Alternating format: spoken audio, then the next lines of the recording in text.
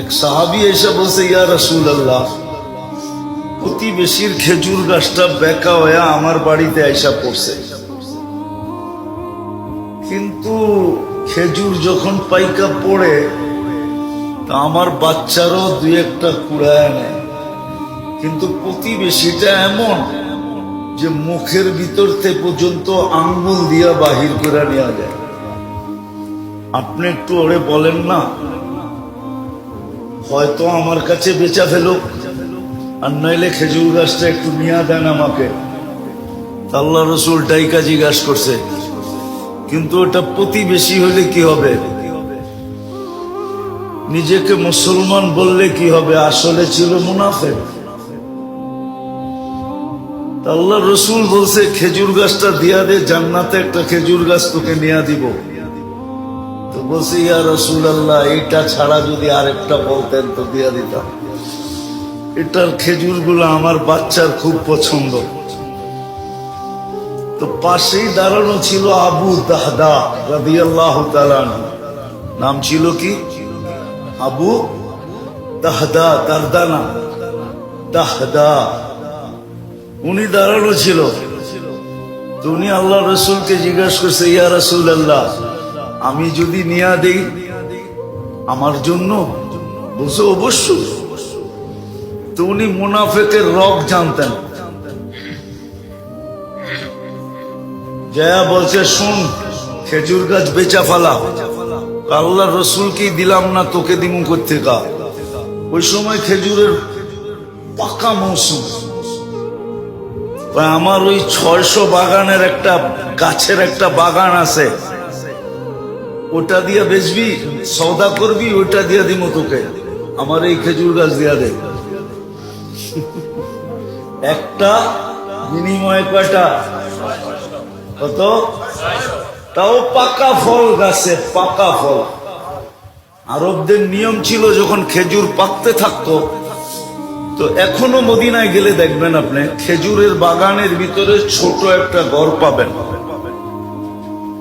ছোট একটা ঘর পাবেন। কেননা খেজুর যখন পাকতে শুরু করে, তোরা এন্টার ফ্যামিলি সহ এখানে চলে যায়, আর শেষ খেজুরটা পর্যন্ত ওইখানে থাইকা এটাকে সুরক্ষা করে। আবু দারদা রাদিয়াল্লাহু তাআলা আনহুর ফ্যামিলিও চলে গেছিল ওই বাগানে। তো বলছে, ঠিক আছে, ঠিক আছে, ওই 600 খেজুর গাছালা বাগান যদি দাও তাহলে এটা দিতে রাজি। তো বলছে, ডান, নিয়ে নিলাম। দেখেন বেচা কিনি শেষ। তো দৌড়াইতেছে বাগানের দিকে, যায়া নিজে বাগানে ঢোকে নাই, কেননা বেচা তো হয়ে গেছে। বাইরের থেকে আওয়াজ দিতেছে, উম্মাদ দাহদা। ওনার নাম ছিল আবু দাহদা, ছেলের নামে নাম। তো বলতেছে, উম্মুদ দাহদা, জোরে জোরে চিল্লাইতেছে। বলছে, কিসে? বাচ্চা কাচ্চা লয়া বাইরে চলায়। মানি খেজুর বাগান বেচা ফেলছি। বলছে, কি খেজুর বাগান বেচা ফেলছো? মানি বলছে, আল্লাহ রসুলের সাথে জান্নাতের বাগানের বিনিময়ে ওয়াদা হয়ে গেছে।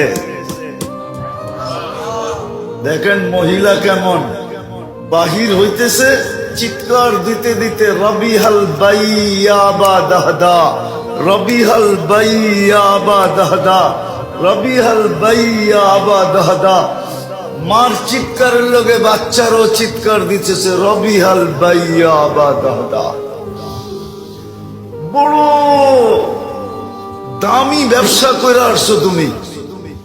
জান্নাতের বাগান, দুনিয়ার বাগানের বিনিময়ে বড় লাভজনক ব্যবসা। বাইরে চলে আসছে, বাগান ওকে বুঝাইয়া দিয়া বলছে, ইয়া রাসূলুল্লাহ, খেজুর গাছ কিনা ফেলছি। আল্লাহ রসুলের চক্ষু কপালে উঠাইয়া দিছে। আবু দাহদা এক খেজুর গাছের বিনিময়ে 600 খেজুর গাছের বাগান, তাও মৌসুমের ভরা খেজুর সহ। এটা ছিল জান্নাতের শরৎ।